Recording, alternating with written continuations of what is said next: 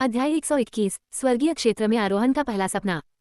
ये पहली बार था जब ये यू ने सपने में इस तरह के दायरे में खेती की थी। स्वाभाविक रूप से वह काफी उत्साहित था। हालांकि वह जिससे अलग होने के लिए सबसे अधिक अनिच्छुक था वह महारानी हुआनफू बेजी थी। वास्तव में हुआनफू बेजी ने लंबे समय से अनुमान लगाया था कि ऐसा दिन आएगा। तो उनकी शादी के बाद वह लगातार खेती करने के लिए कड़ी मेहनत कर रही थी, उम्मीद कर रही थी कि एक दिन वह ये यू के साथ स्वर्गीय लोक में पहुंच जाएगी। दिव्य प्रेमियों की एक जोड़ी बनना जिससे अन्य लोग ईर्ष्या करेंगे। लेकिन हुआनफू बेजी ने कभी नहीं सोचा था कि ये दिन इतनी जल्दी आ जाएगा। वह अभी भी क्लेश क्षेत्र को पार करने के अंतिम चरण में थी, जबकि ये यू पहले ही आरोहण क्षेत्र के शिखर पर पहुंच चुका था। इसका मतलब था कि ये यू उससे पहले निकल जाएगा। हुआनफू बेजी भी ये यू की अनिच्छा को समझ सकती थी और उसे भी ऐसा ही लगा। लेकिन वह ये यू की उन्नति में बाधा नहीं बनना चाहती थी। तो उसने सक्रिय रूप से उसे आश्वस्त किया और उससे कहा कि वह अपनी खेती को न दबाए और आगे बढ़े और पहले स्वर्गीय क्षेत्र को देखे। इससे पहले कि वह भी आगे बढ़े और वे फिर से एक साथ हो सके, ज्यादा समय नहीं लगेगा। ऐसी पत्नी के साथ एक पति और क्या मांग सकता है। ये यू बहुत प्रभावित हुआ। 3 दिन बाद जैसे ही ये यू ने आत्मा के पत्थरों का आखिरी टुकड़ा खर्च किया, स्वर्गारोहण का रास्ता आधिकारिक तौर पर खुल गया। उसी क्षण एक खगोलीय घटना घटी, क्रेनें उड़ रही थीं और स्वर्गीय ध्वनियां गूंज रही थीं। एक सुनहरी रोशनी ने उसे घेर लिया। ये यू ने अपनी आंखों में थोड़ी पुरानी यादों के साथ हुआनफू बेजी को देखा। बाद वाले के लिए भी यही सच है। उसके कसकर बंधे हुए हाथ उसकी उत्तेजना और अनिच्छा को स्पष्ट रूप से दर्शा रहे थे। जल्द ही ये यू को महसूस हुआ कि उसका शरीर तेजी से ऊपर की ओर बढ़ रहा है। आसपास का दृश्य विशाल सफेद धुंधलेपन में बदल गया। कुछ दिखाई नहीं दे रहा था। स्वर्गलोक पर चढ़ना हमेशा सभी साधकों की लंबे समय से पोषित इच्छा रही है। ये यू कोई अपवाद नहीं था। अब यह इच्छा पूरी हुई। इससे ये भी साबित हुआ कि सभी पत्नियां ये यू की दुश्मन नहीं थीं। उन्होंने किसी के उत्थान के मार्ग में बाधा नहीं डाली। ऐसा लग रहा था कि अगली बार सपने में साधु बनने की कोई जरूरत नहीं है। ये यू बहुत उत्साहित था। न जाने कितना समय बीत गया, चढ़ती गति अचानक रुक गई। ये यू ने तुरंत खुद को स्थिर किया और चारों ओर देखा। उन्होंने पाया कि यहाँ का दृश्य अत्यंत सुंदर है। असंख्य स्वर्गीय द्वीप हवा में तैर रहे हैं, रंग बिरंगे शुभ बादल बह रहे हैं।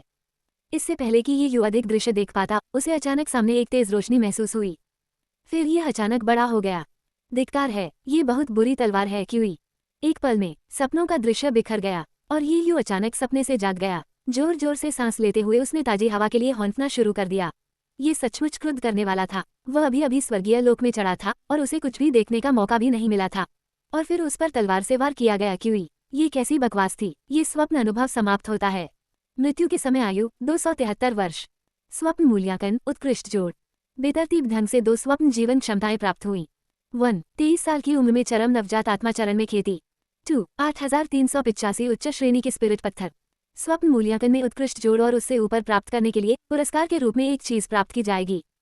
भौतिक वस्तु ग्रेट लियाओ महारानी की भंडारण अंगूठी। सिस्टम की आवाज सुनकर ये यू की आंखें आश्चर्य से फैल गईं।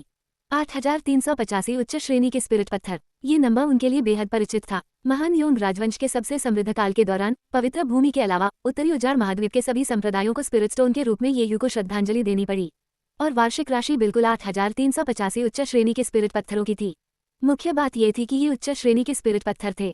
निम्न श्रेणी के स्पिरिट पत्थरों में परिवर्तित किया गया, जिनकी संख्या 8 लाख से अधिक थी। इतनी बड़ी मात्रा में स्पिरिट स्टोन के साथ ये यू को निश्चित रूप से मध्य महाद्वीप का सबसे अमीर व्यक्ति कहा जा सकता है।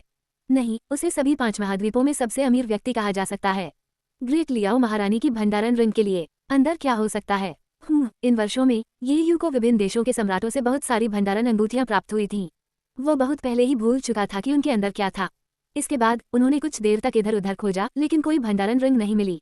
तो उन्होंने तुरंत अनुमान लगाया, ये हुआनफू बेजी के साथ दिखाई दिया होगा। वह ठीक था। यह महारानी के लिए एक स्मृति चिन्ह हो सकता है। उसे आशा थी कि भविष्य में जब वह स्वर्गीय लोक में पहुंचेगी तो उसकी मृत्यु के बारे में सुनकर बहुत दुखी नहीं होगी। ये यू ने अपना सिर थोड़ा हिलाया। फिर उसने अपने शरीर का आत्मनिरीक्षण करना शुरू किया। नवजात आत्मा क्षेत्र के शिखर पर पहुंचने के बाद उन्होंने पाया कि उनके अंदर एनिमे संस्करण ये यू बहुत बड़ा हो गया था।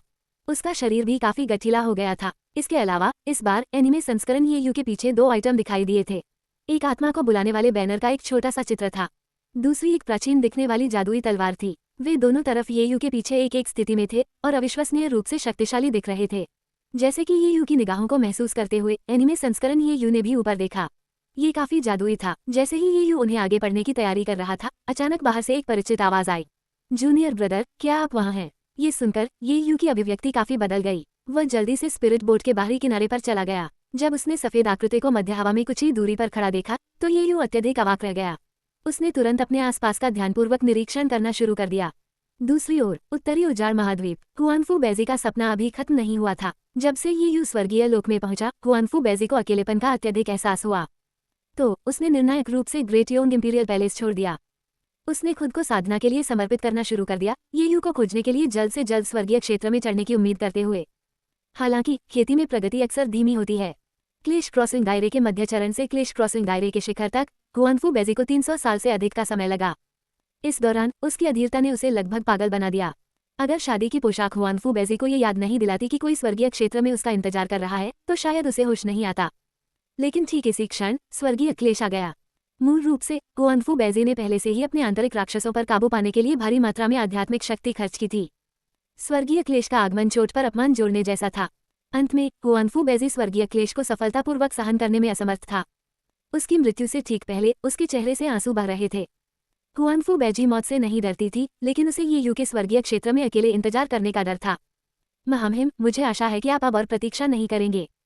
मैं स्वर्गीय क्षेत्र में चढ़ने में सक्षम नहीं हो सकता। यदि अगला जीवन है तो मुझे आशा है कि मैं तुम्हें एक बच्चा पैदा करने के लिए पर्याप्त धन्य हो सकूंगा। एक क्षण में दृश्य बिखर गया। हुआनफू बेजी ने अपनी आंखें खोली, लेकिन वह अपने आंसुओं को बहने से नहीं रोक पाई। काफी देर बाद ही वह धीरे धीरे शांत हुई। तंबू में परिचित परिवेश को देखते हुए हुआनफू बेजी को एहसास हुआ, जो कुछ भी अभी हुआ, क्या वह एक सपना हो सकता है? लेकिन ये सपना असामान्य रूप से वास्तविक था। यह इतना ज्वलंत कैसे हो सकता है? 16वां राजकुमार ये यू? नहीं, सभी राजकुमारों में से किसी का नाम ये यू नहीं था। इसके अलावा सपने के विपरीत सम्राट के पास केवल 17 राजकुमार थे, जो सपने से एक कम था। ऐसा लगा मानो ये यू नाम का ये राजकुमार हवा में गायब हो गया हो। क्या चल रहा था? हुआनफू बेजी ने गहरी सोच में डूबते हुए अपने हाथ जोड़ लिए। लेकिन जब अचानक उसकी नजर अपने हाथ में रखी स्टोरेज रिंग पर पड़ी तो उसका पूरा शरीर कांप उठा। उसकी आंखें एक बार फिर लाल हो गईं। हुआनफू बेजी के दाहिने हाथ की चौथी उंगली पर एक प्रमुख नीली भंडारण अंगूठी थी। ये पहला उपहार था जो ये यू ने उसे सपने में दिया था।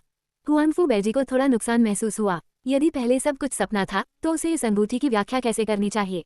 उसने सावधानीपूर्वक उसमें आध्यात्मिक ऊर्जा का अंश भर दिया। भंडारण रिंग खुल गई। अंदर खेती की तकनीकों और स्पिरिट पत्थरों को नजरअंदाज करते हुए हुआनफू बेजी ने सांस लेने योग्य शादी की पोशाक निकाली। ये यू के साथ उसके समय की सबसे अच्छी गवाही थी।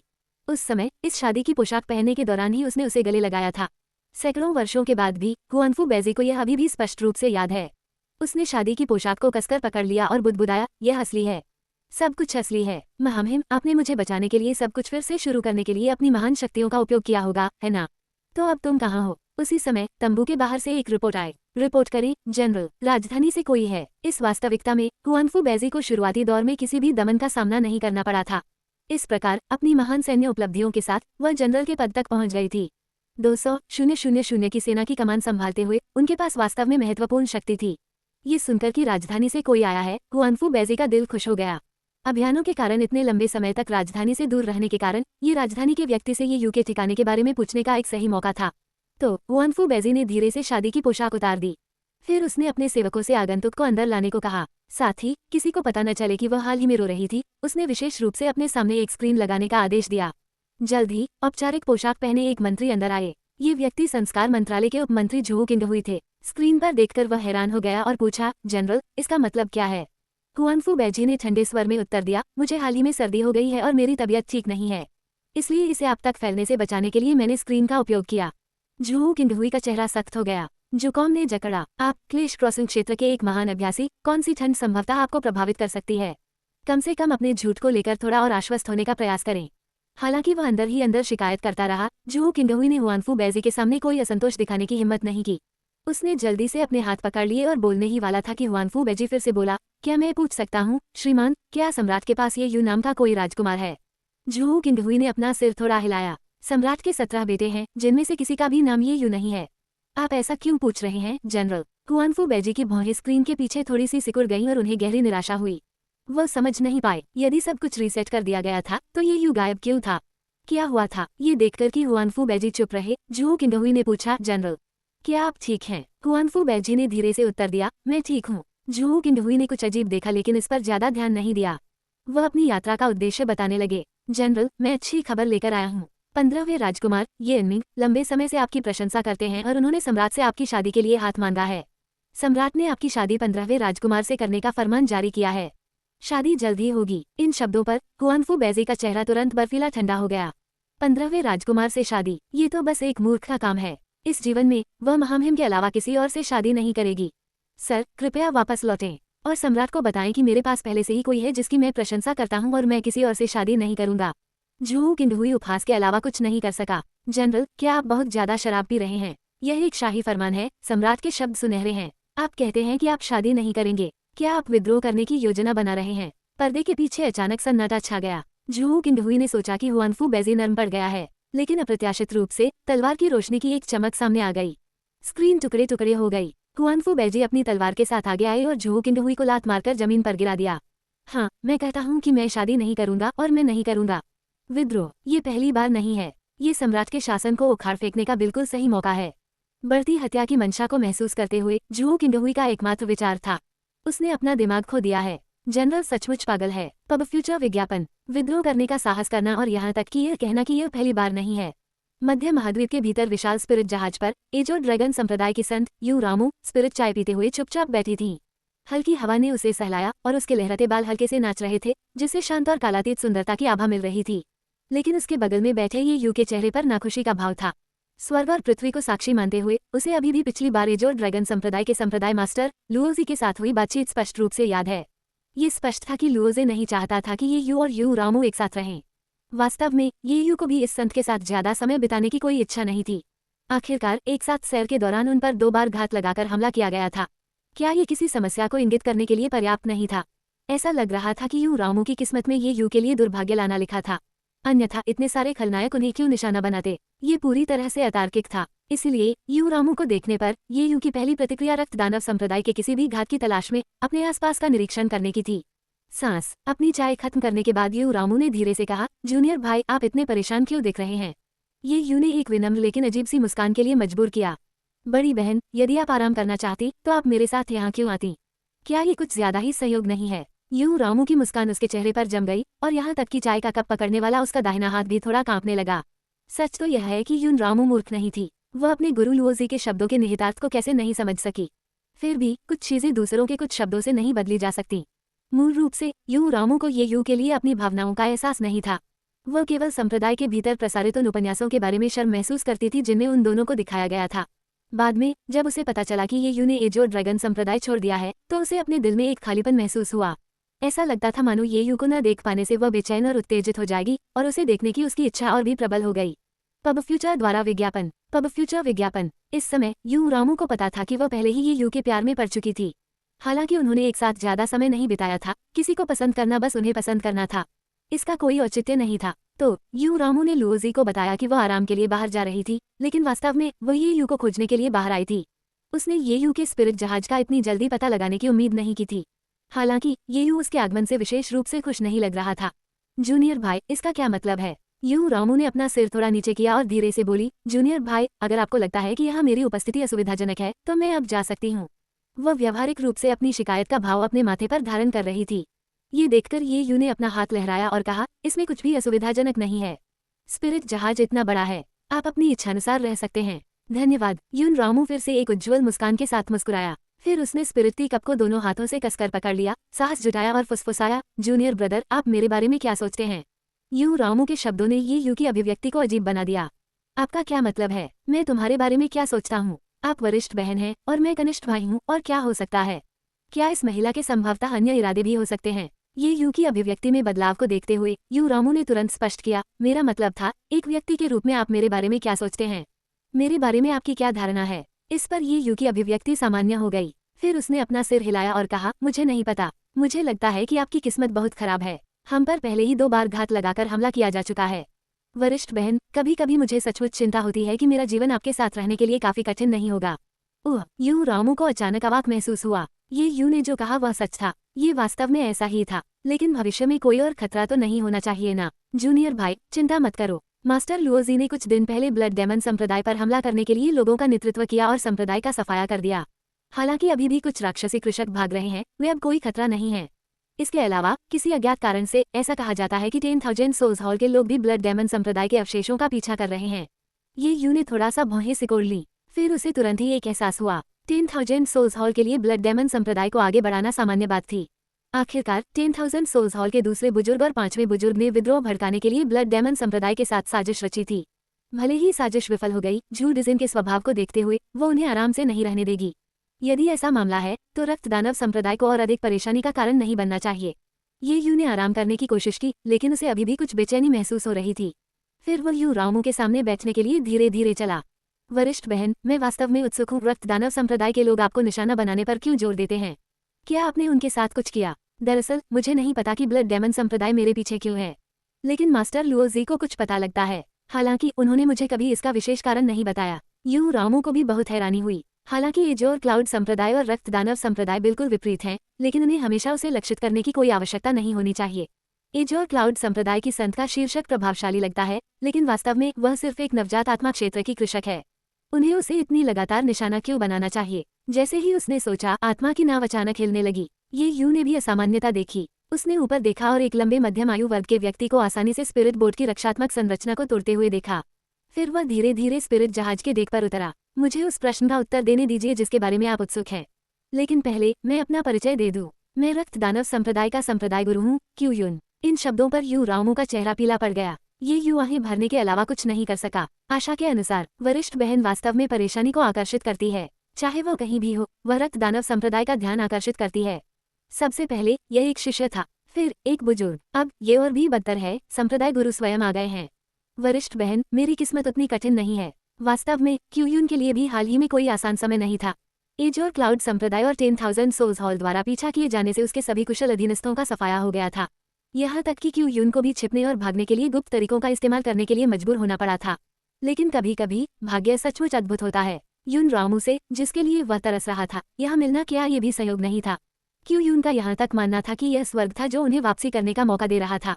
जैसे ही उन्होंने गंभीरता से समझाना शुरू किया, उनका मूड काफी अच्छा हो गया। ऐसा कहा जाता है कि कैस इल्यूजन बटरफ्लाई का दिल एक आध्यात्मिक कलाकृति के स्तर को ऊंचा कर सकता है। इसे एक हथियार भावना बनने के लिए गुप्त तरीकों से भी परिष्कृत किया जा सकता है, जो आध्यात्मिक कलाकृति के भीतर स्थायी रूप से सील है। हथियार की भावना के साथ एक आध्यात्मिक कलाकृति एक अर्धमर कलाकृति का मुकाबला कर सकती है। इस किंवदंती के कारण मैंने अपना पूरा जीवन केंद्रीय महाद्वीप की खोज में बिताया है। मैंने आकाशीय आरेख के माध्यम से इसका अनुमान लगाने के लिए बहुत प्रयास किया और अंततः परिणाम प्राप्त किया। युन रामू, आप एक कैस इल्यूजन बटरफ्लाई हैं। क्यू युन की आंखों में कट्टरता की झलक दिखाई दी। उन्होंने आगे कहा, यद्यपि आप केवल आधे राक्षस हैं, ये पर्याप्त है, बिल्कुल पर्याप्त है। ये यू को गहरा सदमा लगा। अर्ध राक्षस, क्या उनका मतलब यह है कि एज और क्लाउड संप्रदाय की संत महिला नहीं बल्कि आधी राक्षसी हैं? और कैस इल्यूजन बटरफ्लाई वास्तव में क्या है? यू रामू भी उतना ही भ्रमित था, लेकिन ये यू के विपरीत, उसने पहले कैस इल्यूजन बटरफ्लाई के बारे में सुना था। कैस इल्यूजन बटरफ्लाई को अराजकता से पैदा हुआ एक तितली दानव कहा जाता था। अत्यधिक शक्तिशाली, ये तुरंत किसी को भ्रम में डाल सकता है, जिससे उनके लिए जागना असंभव हो जाता है। कैस इल्यूशन तितलियों की संख्या पहले से ही बेहद दुर्लभ थी और स्पष्ट रूप से कुछ उच्च श्रेणी के कृषकों द्वारा उन्हें विलुप्त होने के लिए शिकार किया गया था। तो क्यू यू ने ये दावा क्यों किया कि यू रामू एक राक्षस था? इसके अलावा एक आधा दानव, ये कैसे संभव हो सका? युन रामू ने कहा, आप किस बारे में बड़बड़ा रहे हैं? मैं इंसान हूँ, दानव नहीं। क्यू युन ठंडे स्वर में मुस्कुराया। उन्होंने यू रामू की बाईं कलाई पर जेड कंगन की ओर इशारा किया और धीरे से कहा, यह जेड कंगन आपके भीतर की शैतानी शक्ति को सील करने वाली आध्यात्मिक कलाकृति होनी चाहिए। क्या किसी ने आपसे नहीं कहा है कि इसे कभी न हटाएं, चाहे कुछ भी हो? यू रामू का चेहरा थोड़ा पीला पड़ गया। हाँ, जैसा कि क्यू युन ने कहा, जब से यू रामू एज और क्लाउड संप्रदाय में शामिल हुई, लुओजी ने उसे यह जेड कंगन दिया था। उन्होंने उसे किसी भी हालत में इसे न हटाने की भी गंभीरता से हिदायत दी थी। क्या ऐसा हो सकता है कि मास्टर लुओजी ने भी उसकी असली पहचान देख ली हो? यू रामू ने अपना सिर थोड़ा हिलाया। नहीं, यह नहीं हो सकता, ये वास्तविक नहीं है। क्यू युन ने आगे कोई स्पष्टीकरण नहीं दिया। इसके बजाय उसने अपनी आस्तीन लहराई। यू रामू ने सहजता से अपनी बाहें उसके सामने कर ली। हवा का एक झोंका आया। यू रामू को कोई चोट नहीं आई, लेकिन उसकी कलाई पर जेड कंगन टूट गया। जैसे ही टुकड़े फर्श पर गिरे, युन रामू के शरीर के चारों ओर एक फीकी रोशनी दिखाई दी। ये यू की आंखें अविश्वास से चौड़ी हो गईं। उसकी नजर के सामने युन रामू की पीठ से दो पंख उगने लगे। वे चमकीले रंग वाले और अविश्वसनीय रूप से सुंदर थे। युन रामू ने भी अपने शरीर में बदलाव देखा। एक विचार के साथ उसकी पीठ पर पंख धीरे धीरे फड़फड़ाने लगे, जिससे तारों की धूल बिखर गई।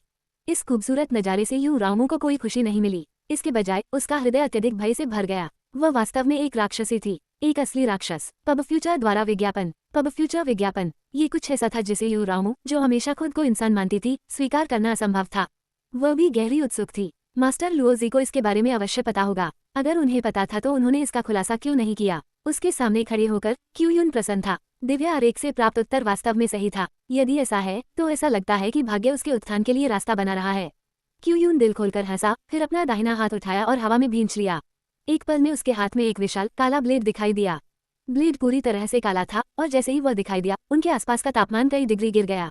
हत्या के इरादे की घनी आभा आसमान में छा गई। ये हथियार क्यू यून का सोल डिस्ट्रक्शन डेमन ब्लेड था। ये निम्न श्रेणी का आध्यात्मिक हथियार था। उसे विश्वास था कि अगर वह यू रामू को एक हथियार की भावना में परिष्कृत कर सकता है तो आत्मा विनाश दानव ब्लेड की शक्ति निश्चित रूप से काफी बढ़ जाएगी। उस समय चाहे वह एजोर क्लाउड संप्रदाय हो या 10,000 सोल्स हॉल, वे सभी घुटने टेकने के लिए मजबूर हो जाएंगे। क्यू यून दूसरे से अधिक उत्साहित होकर अपने ब्लेड को आगे खींच लिया। आज्ञाकारी ढंग से आगे बढ़ें। आपकी ताकत का मेरी ताकत से कोई मुकाबला नहीं है। संघर्ष करने की कोई जरूरत नहीं है। क्यू यून को कदम दर कदम आगे बढ़ते देख यून रामू बुरी तरह घबरा गई। ये यू को नीचे खींचने से बचने के लिए उसने क्यू यून का ध्यान आकर्षित करने के इरादे से मुड़ने और जाने की तैयारी की। केवल इस तरह से ये यू अस्थायी रूप से सुरक्षित रह सकता था। हालांकि जैसे ही यून रामू मुड़ी, उस पर एक भयानक दबाव पड़ा जिससे वह हवा में चलने में असमर्थ हो गई। मैंने कहा, मेरे सामने आपके पास कोई मौका नहीं है। क्यू यून ने शुरुआत की, लेकिन अचानक उसका स्वर बदल गया। अरे बच्चे, तुम क्या कर रहे हो? उस समय ये यून रामू के पीछे आ गया था, उसे बेहोश करने की तैयारी कर रहा था। लेकिन क्यू यू की रुकावट ने तुरंत यू रामू की सतर्कता बढ़ा दी। उसने अपना सिर घुमाया और देखा कि ये यू उसके ठीक पीछे खड़ा है। उसका दाहिना हाथ कसकर मुट्ठी में बंधा हुआ है। उनके बीच की दूरी आधे मीटर से भी कम थी। ये यू को बेहद शर्मिंदगी महसूस हुई। उसके मन में हजारों गालियां चल रही थीं। साला बहुत बेशर्म है। ऐसे महत्वपूर्ण क्षण में उन्हें बीच में क्यों आना पड़ा? कुछ चीजें लड़कियों के लिए देखने में सुविधाजनक नहीं होती हैं। हालांकि तत्काल प्राथमिकता ये पता लगाना थी कि चीजों को कैसे समझाया जाए। जब ये यू आंतरिक रूप से संघर्ष कर रहा था, यू रामू की नजरें नर्म हो गईं। उसने ये यू का कसकर भींचा हुआ दाहिना हाथ अपने हाथ में ले लिया। जूनियर भाई, मुझे पता है कि आप मेरी रक्षा करना चाहते हैं, लेकिन ये तरीका काम नहीं करेगा। मैंने सुना है कि रक्त दानव संप्रदाय का नेता 100 साल पहले ही क्लेश पार्क क्षेत्र में पहुंच गया था। हम उसका मुकाबला नहीं कर सकते। स्पष्ट रूप से यून रामू ने ये यू के कार्यों को अपनी रक्षा करने का प्रयास समझा और वो काफी प्रभावित हुई। ये यू ने अपनी भौहें थोड़ी सी सिकोड़ ली। क्लेश सीमा पार करने वाला कृषक। उन्हें आश्चर्य हुआ कि क्या लिचुन जेड इसका सामना कर सकता है। क्यू यून दिल खोलकर हंसा। संत सही कह रही हैं। अपने प्रयास बर्बाद मत करो। बच्चे, चिंता मत करो, मेरा ब्लेड तेज है। तुम्हें कोई दर्द महसूस नहीं होगा। ये सुनकर यून रामू ने अपनी भंडारण अंगूठी से एक तलवार निकाली और उसे अपनी गर्दन पर रख लिया। मेरे जूनियर भाई को जाने दो, नहीं तो मैं यहीं अपना जीवन समाप्त कर लूंगा और तुम्हें कुछ नहीं दूंगा। इस तरह के खतरे का सामना करते हुए क्यू यून की अभिव्यक्ति शांत रही। क्या तुमने नहीं सुना? पूर्ण शक्ति के सामने आत्महत्या एक अत्यंत विलासिता है। जब तक मैं यह नहीं चाहता, तुम नहीं मरोगे, लेकिन तुम्हारे जूनियर भाई को आज मरना होगा। ऐसा कहने के बाद क्यू यून ने एक हाथ से जादू कर दिया। यून रामू के चारों ओर एक सुनहरी जंजीर जैसा प्रेत दिखाई दिया, जिसने उसे कसकर बांध दिया और उसे एक उंगली भी हिलाने में असमर्थ बना दिया। आत्महत्या करना तो दूर की बात है। ऐसा करने के बाद क्यू यून का इरादा ये यू को मारने और फिर यू रामू को इस जगह से दूर ले जाने का था।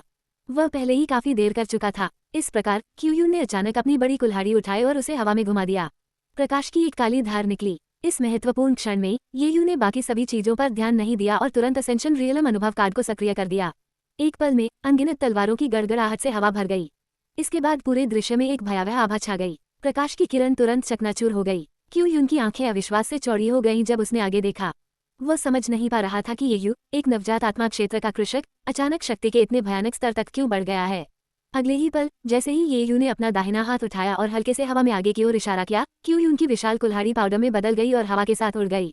ये देखकर क्यू यून अत्यधिक भय से भर गया। बड़ी कुल्हाड़ी एक निम्न श्रेणी का आध्यात्मिक हथियार था। मूल रूप से क्यू यून ने इस हथियार की शक्ति को बढ़ाने और केंद्रीय महाद्वीप में सबसे मजबूत स्थिति के लिए इसका उपयोग करने के लिए यून रामू को एक भावना में परिष्कृत करने की आशा की थी।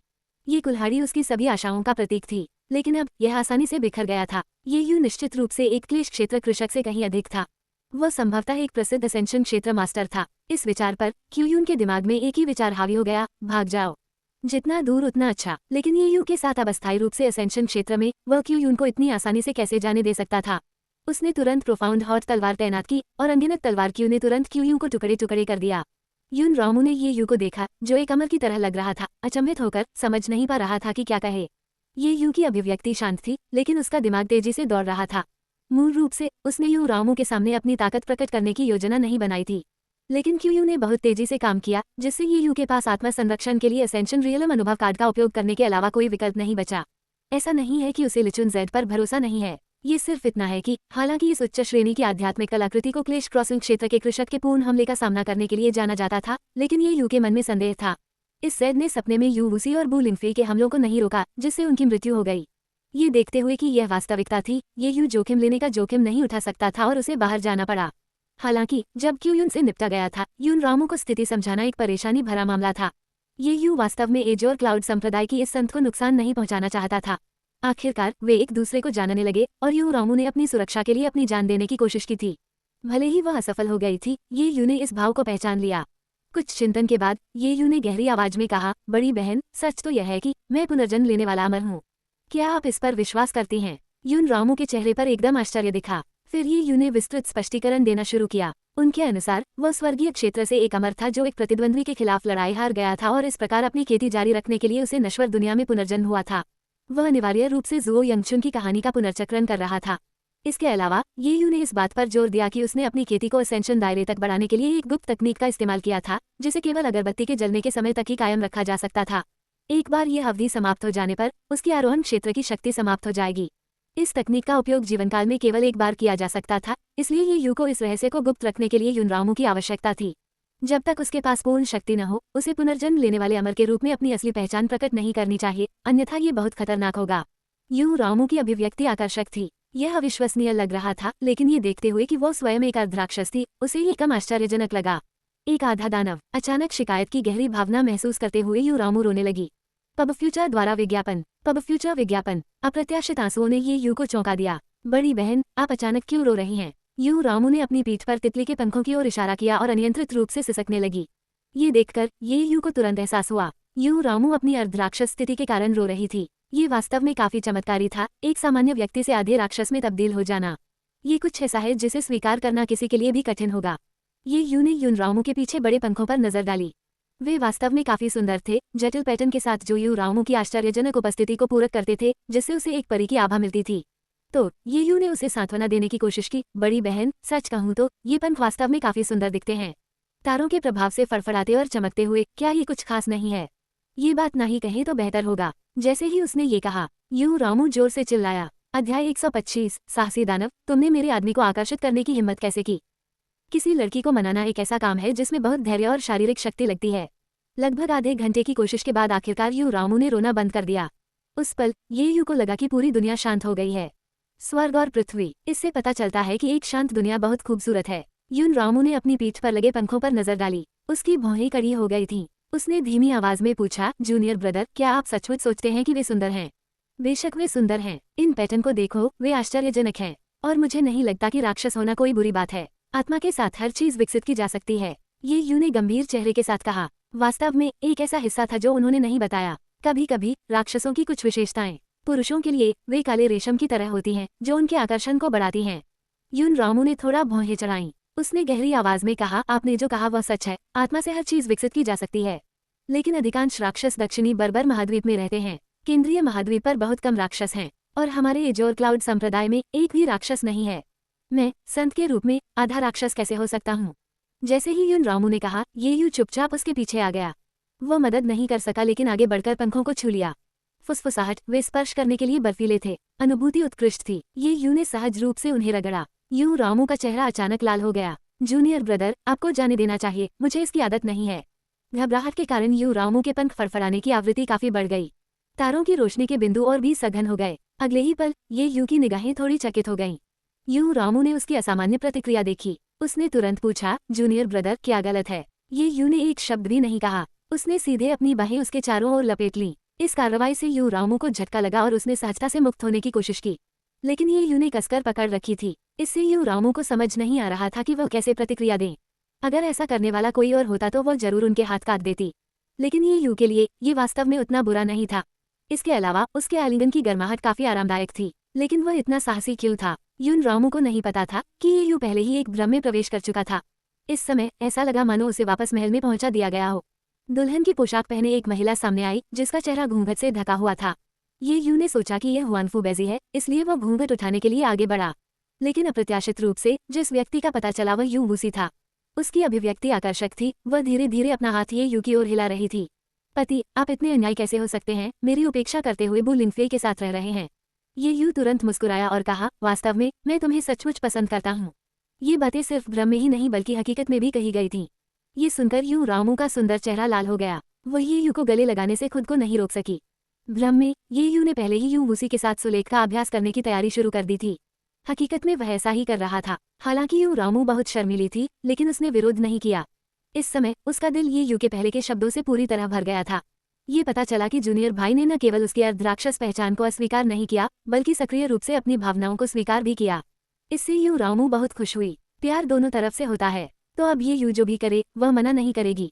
उसी समय अचानक एक आवाज आई, रुको, तुम दोनों तुरंत रुको। यू रामू ने ऊपर देखा। उसने देखा कि उनके ऊपर चौड़े वस्त्र में एक अत्यंत सुंदर महिला दिखाई दे रही है। यू रामू ने अपरिचित चेहरे की ओर देखा और उदासीनता से पूछा, आप कौन हैं? तुम्हें इसकी परवाह क्यों करनी चाहिए कि मैं कौन हूँ? बस जल्दी से अलग हो जाओ। महिला झपटकर नीचे उतरी। अचानक उतरना और जबरन ये यू और यू रामू को अलग करना। यह महिला कोई और नहीं बल्कि दुष्ट कृषक लियांग्यू थी, जिसने कई वर्षों तक सपने में ये यू की प्रशंसा की थी, लेकिन उसके कबूलनामे को अस्वीकार कर दिया गया था। जागने के बाद उसने ये यू को खोजना कभी बंद नहीं किया। मूल रूप से उसने मध्य महाद्वीप को छोड़कर अन्य महाद्वीपों में जाने की तैयारी की थी, लेकिन इस स्थान से गुजरते समय वह विशाल आध्यात्मिक नाव की ओर आकर्षित हो गई। तो उसने नजर घुमाई। जब उसे एक पुरुष और एक महिला के आलिंगन का दृश्य पता चला तो लियांग्यू ने तुरंत अपना सिर घुमा लिया। क्या आप अकेले में स्नेह नहीं दिखा सकते? क्या आप दूसरों के लिए अदृश्य होने के डर से बाहर हैं? एक बार जब मुझे ये यू दोबारा मिल जाएगा तो मैं उसे कबूल कर लूंगा। जब तक वह सहमत है, उस समय मैं उसे विंड थंडर टेम्पल में खींच लूंगा और उसे गले लगा लूंगा। रुवान लियांग्यू को दिखाओ। लियांग्यू के दिल में शिकायत खत्म होने के बाद उसने तुरंत जल्दी से जाने की योजना बनाई, लेकिन अप्रत्याशित रूप से ये यू द्वारा भ्रम में बोले गए शब्दों ने तुरंत लियांग्यू का ध्यान खींच लिया। वह परिचित आवाज, वह इसे सपने में भी नहीं भूल सकती थी। तो वह तुरंत आसमान से नीचे आए और उसने पाया कि नीचे वाला व्यक्ति कोई और नहीं बल्कि ये यू था, जिसे वह इतने लंबे समय से ढूंढ रही थी। इसके अलावा वह एक अनजान महिला के साथ आगे बढ़ने वाला था। इससे लियांग्यू बेहद चिंतित हो गया और इसलिए उसने उन्हें पहले ही रोक दिया था। इस समय जैसे ही लियांग्यू उतरी, उसने सबसे पहले ये यू और यू रामू को अलग किया। फिर उसने बोलने का इरादा किया, लेकिन देखा कि ये यू की अभिव्यक्ति खराब थी, जैसे कि वह किसी प्रकार की समाधि में चला गया हो। उसकी आंखें चकित और भ्रमित थीं। लियांग्यू क्रोधित हो गया और चिल्लाया, साहसी आधे राक्षस, तुम कितने बेशर्म हो, एक भ्रम स्थापित करने का साहस कर रहे हो मेरे आदमी को बहकाने के लिए। पूर्वी सागर महाद्वीप में लैन लियानियन अचंभित होकर फ्लावर स्पिरिट माउंटेन पर लौट आए। सपने से जागने के बाद उसने ये यू के ठिकाने की खोज शुरू कर दी। उनका पहला पड़ाव मिस्टिकियन संप्रदाय था। उसे आश्चर्य हुआ, मिस्टिकियन संप्रदाय का संप्रदाय गुरु ये यू नहीं था और सभी शिष्य नहीं जानते थे कि ये यू कौन था। ये सपने के दृश्यों से बिल्कुल अलग था, लेकिन लैन लियान ने हार नहीं मानी। वो ये देखने के लिए विभिन्न राक्षसी संप्रदायों के बीच यात्रा करने लगी कि क्या ये यू किसी अन्य संप्रदाय में है। लेकिन करीब आधे महीने की खोजबीन के बाद भी कोई खबर नहीं मिली। यह ऐसा था मानो पूर्वी सागर महाद्वीप में ये यू का अस्तित्व ही न हो। इससे लैन लियानियन बहुत हैरान हो गई। क्या ऐसा हो सकता है कि यह सिर्फ एक सपना था? नहीं, यह असंभव है। अगर यह सिर्फ एक सपना था तो उस अनोखे भुने हुए साबुत हंस को कैसे समझाया जाए? ये यू निश्चित रूप से मौजूद है, ये सिर्फ उसे ढूंढने की बात है। पति, चिंता मत करो, मैं तुम्हें जल्दी ही ढूंढ लूंगा। इस विचार के साथ लैन लियान फिर से जाने की तैयारी करते हुए फ्लावर स्पिरिट माउंटेन के प्रवेश द्वार पर रुक गई। इस समय इन्फोर्समेंट एल्डर फैंकिलिंग अचानक प्रकट हुए और लैन लियान का रास्ता रोक दिया। एल्डर लैन, आप हाल ही में अक्सर बाहर जा रहे हैं। यदि कोई बेहतर नहीं जानता है तो वे सोच सकते हैं कि आप एक जंगली आदमी की तलाश में हैं। ये शब्द, फैंकिलिंग की आवाज न केवल अनियंत्रित थी बल्कि जानबूझकर तेज भी थी, जिससे फ्लावर स्पिरिट माउंटेन के प्रवेश द्वार पर तैनात शिष्यों ने अपना सिर झुका लिया और हंसने लगे। ये सर्वविदित था, लैन लियानियन फ्लावर स्पिरिट माउंटेन के एक प्रसिद्ध घरेलू व्यक्ति थे जो हमेशा खेती पर ध्यान केंद्रित करते थे और एक डरपोक व्यक्तित्व रखते थे। बुजुर्ग फैंकिलिंग ने एक बार लैन लियानियन पर क्रश पा लिया था और 6 महीने पहले कबूल किया था, लेकिन इसका अंत असफलता में हुआ। नाराजगी जताते हुए उसने लैन लियानियन को शर्मिंदा करने का अवसर जब्त कर लिया। हालांकि वो नहीं जानता था, इस समय लैन लियानियन अब अतीत की लैन लियानियन नहीं थी। ये यू को न ढूंढ पाने से पहले से ही परेशान था। अब फैंकिलिंग द्वारा उसका मजाक उड़ाया जा रहा है। लैन लियानियन संभवतः इसे कैसे सहन कर सकती थी। बिना एक शब्द कहे उसने अपने हाथ उसके सामने उठाए और एक मोहर बनाई। फैंकिलिंग के चारों ओर हरे रंग की पत्तियां दिखाई दी। ये दृश्य देखकर फैंकिलिंग बहुत घबरा गई, लेकिन बहुत देर हो चुकी थी। हरी पत्तियां तुरंत प्रकाश की अनगिनत किरणों में बदल गईं, फैंकिलिंग के शरीर पर फिसल गईं और तुरंत इन्फोर्समेंट एल्डर की गला दबाकर हत्या कर दी। आकाश में छाई रक्त की धुंध को देखकर उपस्थित सभी शिष्य स्तब्ध रह गए। उन्होंने कभी उम्मीद नहीं की थी कि सिर्फ एक वाक्य के कारण लैन लियान अचानक हत्या पर उतर आएगी। क्या उसे फ्लावर स्पिरिट माउंटेन की सबसे दयालु और सबसे डरपोक बुजुर्ग नहीं माना जाता था? वह संप्रदाय के प्रवेश द्वार पर दिन दहाड़े हत्या करने का साहस कैसे कर सकती थी? मेरे साथी का नाम ये यू है, वह कोई जंगली आदमी नहीं है। अगर भविष्य में किसी ने फिर से बुरा बोलने की हिम्मत की, वे मर जाएंगे। फ्लावर स्पिरिट माउंटेन की पट्टिका पर नजर डालते ही लैन लियानियन की आंखें ठंडी हो गईं। उसने व्यंग्यपूर्वक कहा, कौन सा धार्मिक संप्रदाय, ये बिल्कुल घृणित है। इसके साथ ही लैन लियानियन ने एक ही वार से पट्टिका को तोड़ दिया। वह बिना पीछे देखे चली गई। साहसी अर्धराक्षस, मेरे आदमी को बहकाने की कोशिश करते हुए एक भ्रम स्थापित करने में तुम कितने बेशर्म हो। लियांग्यू की बातें सुनकर यू रामू तुरंत स्तब्ध रह गया। ऐसा लगा जैसे वह वैध पत्नी का सामना करने वाली एक रखेल थी, और उस तरह की मालकिन जो एक आदमी को पाने के लिए गुप्त तरीकों का इस्तेमाल करती है। यू रामू की गति तुरंत 3 अंक कमजोर हो गई, तो उसने झट से समझाया, ऐसा नहीं है, मैंने अपने कनिष्ठ भाई को बहकाया नहीं। मुझे ये भी नहीं पता कि वह इस भ्रम में कैसे फंस गया। लियांग्यू ने थोड़ा भौहें चढ़ाईं। कनिष्ठ भाई, ये शब्द असामान्य लगता है। लियांग यू ने अपनी भौहें सिकोड़ ली और ये यू को अपने पीछे बचा लिया। उसने एक बार फिर यू रामू की जांच की। अत्यंत शुद्ध आसुरी शक्ति वाला अर्धराक्षस शरीर, लेकिन ये केवल नवजात आत्मा स्तर पर है। ऐसे साधना स्तर ने ये यू को कैसे फंसाया होगा? सपने में ये यू मध्य महाद्वीप का एक शीर्ष स्तरीय शैतान था, एक क्लेश क्रॉसिंग स्टेज ग्रांड कल्टिवेटर। ये पूरी तरह से। लियांग यू ने अचानक पीछे मुड़कर देखा और पाया कि ये यू की साधना नवजात आत्मा चरण के चरम पर थी। क्या चल रहा है? उसकी साधना इतनी पिछड़ क्यों गई है? जैसा कि लियांग यू ने सोचा, ये यू, जो अभी भी भ्रम में डूबा हुआ था, ने अचानक अपनी बाहें खोली और उसे गले लगा लिया। उस पल में लियांग यू थोड़ा स्तब्ध रह गया। तब उसके होंठ मुस्कुराने से खुद को नहीं रोक सके। ये यू उसे पकड़ रही थी, वह वास्तव में उसे गले लगा रहा था। ऐसा दृश्य तो शायद सिर्फ सपनों में ही आता है ना। एक पल के लिए लियांग यू को ये भी लगा कि ये यू का भ्रम में रहना अच्छी बात हो सकती है। नहीं नहीं, इस महत्वपूर्ण क्षण को दर्ज किया जाना चाहिए, ताकि बाद में वो उस बेवकूफ रुवान लियांग यू को दिखा सके। देखना है कि ये यू अब वास्तव में किसे पसंद करता है। लियांग यू ने तुरंत एक रिकॉर्डिंग स्टोन निकाला, जिसमें उनके आलिंगन का दृश्य कैद हो गया। ये कार्रवाई बहुत अस्पष्ट थी। इसके अलावा ये यू के हाथ थोड़े बेईमान लग रहे थे। वो बहुत बुरा है, मुझे ये बहुत पसंद है। एक तरफ खड़े होकर यू रामू को बहुत दुख हुआ। ऐसा कैसे हो सकता है? कनिष्ठ भाई ने अभी जिस व्यक्ति को गले लगाया वह वही थी। इस महिला के आने पर नायिका इतनी जल्दी कैसे बदल गई? हाँ, उसने बस इतना कहा कि ये यू एक भ्रम में फंस गया है, तो इसलिए चीजें ऐसी थीं। क्या इल्यूजन बटरफ्लाई की क्षमता लोगों को भ्रम में डुबाने की थी, जिससे वे खुद को बाहर निकालने में असमर्थ हो जाते थे? ये यू की वर्तमान स्थिति का उससे गहरा संबंध था, लेकिन उसे इसे कैसे रोकना चाहिए? यू रामू ने ऊपर देखा। उसने ये यू और लियांग यू को और भी अधिक उग्र होते देखा। उसका हृदय व्यथित हो उठा। वह तुरंत चिल्लाई, रुको। एक पल में यू रामू के पीछे तितली के पंखों का फड़फड़ाना बंद हो गया। बिखरी हुई तारों की रोशनी अचानक बिखर गई। ये यू की चकित दृष्टि फिर से साफ हो गई। उसके आलिंगन में गर्माहट महसूस करते हुए उसने नीचे देखा तो देखा कि लियांग यू उसकी छाती से चिपकी हुई थी। उसका चेहरा लाल हो गया था। ये यू चौंका। उसने अपनी बाहें छोड़ दी और पीछे हट गया। लियांग यू, तुम यहाँ क्या कर रहे हो? आपने मुझे बहुत देर तक रोके रखा और अब आप पूछ रहे हैं कि मैं यहाँ क्यों हूँ? पुरुष टीएस। हालांकि लियांग यू ने तिरस्कारपूर्ण शब्दों के साथ बात की, फिर भी उसका चेहरा मुस्कुराहट से चमक रहा था। उसने अपनी उंगलियां घुमाई, मानो वह अभी भी इसका स्वाद ले रही हो। ये देखकर ये यू बहुत घबरा गया। इस समय यू रामू तुरंत आगे बढ़ा और ये यू की तरफ आ गया। जूनियर ब्रदर, उसने अभी कहा कि आप उसके आदमी हैं। क्या ये सच है? ये प्रश्न लगभग एक शिकायत जैसा लग रहा था। यून रामू ने ये यू की ओर आशा भरी नजरों से देखा, मानो संतोषजनक उत्तर की उम्मीद कर रहा हो। ये यू ने अपनी भौहें सिकोड़ ली और गंभीरता से कहा, लियांग यू, तुम क्या बकवास कर रहे हो? तुम्हारा क्या मतलब है कि मैं तुम्हारा आदमी हूँ? ये सुनकर यू रामू का चेहरा तुरंत मुस्कान से चमक उठा। उसने जल्दी से ये यू के कपड़ों को थपथपाया, लियांग यू की ओर देखा और कहा, तुम महिला झूठ फैला रही हो और मेरे कनिष्ठ भाई को अपने आलिंगन में फंसाने की कोशिश कर रही हो। तुम एक बुरे इंसान हो। सिर्फ इसलिए कि यह अभी नहीं है, इसका मतलब यह नहीं है कि यह बाद में नहीं होगा। लेकिन आप अर्धराक्षस वरिष्ठ बहन, आपने अपनी सीमा लंघ दी है। अगर मैं समय पर नहीं पहुंची होती तो कौन जानता है कि आप दोनों ने क्या किया होता। लियांग यू के शब्दों ने ये यू की पलकें झपकाने पर मजबूर कर दिया। बड़ी बहन आप। यून रामू तुरंत दूर हो गया और बुदबुदाया, जूनियर ब्रदर, उसकी बकवास मत सुनो। हमारे बीच कुछ नहीं हुआ और आप उस समय अचंभे में थे, भ्रम में खोए हुए थे। चाहे कुछ भी हो जाए, बड़ी बहन आपको दोष नहीं देगी। अस्पष्ट उत्तर सबसे घातक होते हैं। तो वास्तव में क्या हुआ? ये यू पागलों की तरह अपना सिर खुजलाने लगा। लियांग यू की अभिव्यक्ति गंभीर हो गई। पब फ्यूचर विज्ञापन। ये यू और यू रामू के बीच बातचीत से ये स्पष्ट था कि वे दाव साथी नहीं थे। ये सचमुच परेशान करने वाला था। मूल रूप से रोवान लियान्यू पहले से ही एक परेशान करने वाली लोमड़ी थी। अब अशुद्ध इरादों वाली एक अर्धराक्षस वरिष्ठ बहन को जोड़ना, यह एक बड़ा सिरदर्द था। यदि उसने शीघ्र कार्रवाई नहीं की तो हो सकता है कि ये यू को छीन लिया जाए। इसलिए लियांग यू ने ये यू और यू रामू को एक दूसरे के साथ उलझने से रोकने के लिए निर्णायक रूप से कहा, ये यू, मुझे आपसे बात करने की जरूरत है। चलो इस पर कहीं और चर्चा करते हैं। बिल्कुल नहीं। यू रामू ने ये यू को दृढ़ता से अस्वीकार कर दिया। उनकी नज़र में लियांग यू किसी बड़े खतरे से कम नहीं था। यह महिला ये यू के ठीक सामने उससे चिपकना चाहती थी। यदि वे कहीं और चले गए तो क्या ये और भी अधिक अभिमान नहीं होगा? यू रामू के दिमाग में तुरंत एक भयानक दृश्य कौंध गया। ये यू एक कोने में फंस गया, जबकि लियांग यू एक दुष्ट मुस्कान के साथ आगे बढ़ गया। खुद को उस पर थोपना नहीं, वो बिल्कुल भी उन्हें एक साथ अकेले नहीं रहने दे सकती थी। यू रामू ने तुरंत ही यू की कलाई पकड़ ली। उसने गंभीरता से कहा, जूनियर भाई, साधना का मार्ग खतरनाक है। लड़कों को बाहर खुद को अच्छी तरह से सुरक्षित रखना चाहिए। आपको कुछ महिलाओं को अपना फायदा नहीं उठाने देना चाहिए। ये यू ने यू रामू के सक्रिय तरीके को देखा। उसकी आंखों से कुछ भ्रम प्रकट हुआ। इस संत महिला का क्या कसूर था? वो इतने अंतरंग इशारे क्यों कर रही थी? यदि संप्रदाय के नेता लुओजी ने ये दृश्य देखा तो इसकी व्याख्या करना असंभव होगा। शायद कल एज और क्लाउड सेक्ट के पास the untold story of me and the सेंटेज का सीक्वल होगा।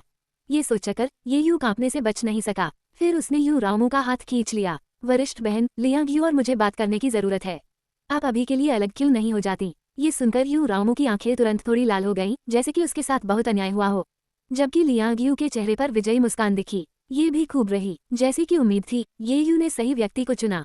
यू रामू ने अपना सिर थोड़ा नीचे किया और धीरे से पूछा, जूनियर ब्रदर, क्या आप उसे पसंद करते हैं? पब फ्यूचर द्वारा विज्ञापन। पब फ्यूचर विज्ञापन। ये सवाल सुनकर लियांग यू तनावग्रस्त हुए बिना नहीं रह सका। ये यू का सिर अचानक काली रेखाओं से ढक गया था। आप किस बारे में बात कर रहे हैं? हम सिर्फ भागीदार हैं। आप अपने कमरे में वापस जाएं और चाय पिएं। मैं आपको थोड़ी देर में ढूंढूंगा। यून रामू की आंखों में आशा की चमक लौट आए। पार्टनर ठीक है, जब तक ऐसा नहीं है कि आप लियांग यू को पसंद करते हैं, सब कुछ स्वीकार्य है। यून रामू ने सहमति में सिर हिलाया और तुरंत कमरे की ओर चल दी।